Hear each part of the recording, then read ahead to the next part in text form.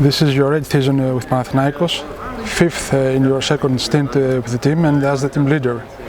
Year after year, have you ever caught yourself thinking, this is our year in the EuroLeague? It has to be, I mean, statistically wise. Yes, at some point you have to say that we're due for a Final Four, we're due to hopefully win something, win a EuroLeague, but it's never easy. Obviously the years past, the years before, I think it was a different era. These years now, it's never easy. I feel like people in the past got spoiled a lot, and now they realize it's not so simple to make a Final Four to win a EuroLeague. So we're going to do our best to accomplish that and hopefully achieve it. Coming from back-to-back record-breaking seasons, do you ever think I should do more? And if so, what more can you do? There's always more to do. Every season is a different season. We have a new team. We have new guys, six, seven new guys that really don't have a feel for a EuroLeague level play. And for me as a player, I have to lead, have to help them as best as I can, on the court, off the court.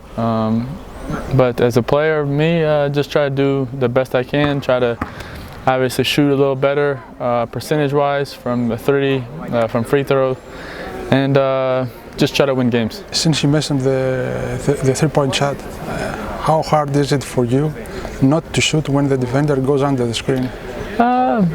For me, I shoot it. I have no problem shooting it.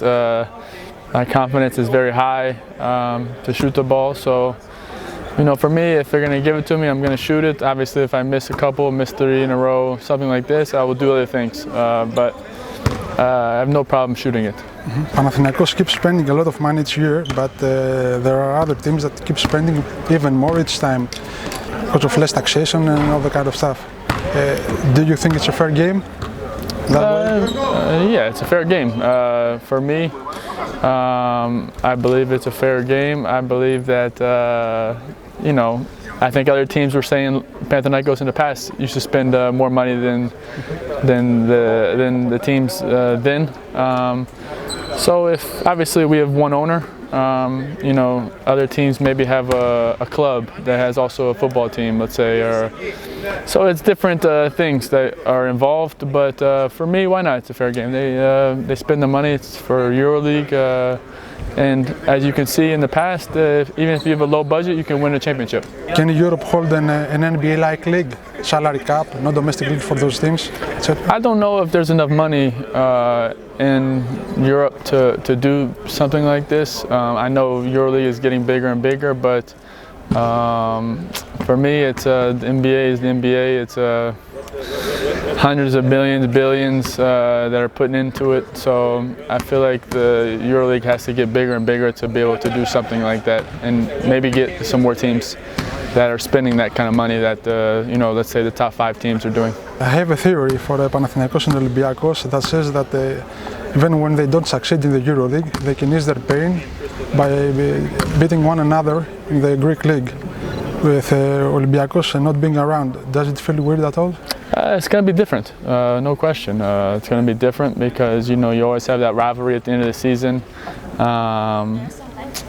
that you can play with 18,000 fans, our home court, their home court, and duel it out to see who's the best team in Greece. But we won't have that this year, so it'll be different. Obviously, EuroLeague will be more important, like it is every year, but even more now that there's really not so much competition in the Greek league. Was it as satisfying as the previous years to win the Greek championship without playing Olympiakos in the playoffs? Obviously, it's different, but you win a title. Even whoever you play, you're going to play for it like it's a championship, and we did that. And for us, we went into the game like it was playing Olympiakos, like playing somebody else. So, it's a championship. Panathinaikos as a whole has many sports teams. Do you feel, with them not doing so well in the past years, do you feel the obligation and the pressure to keep bringing fans in the stands and creating a new generation of Panathinaikos fans? Always. Obviously, Panathinaikos is the biggest club in Greece. And for us, I think basketball is the most important for Panathinaikos right now. And for us to do well in the court, it brings people, kids all around the world to watch and to build the up and coming, like you said. So for us, it's I don't say it's pressure, but we have to do our job on the court.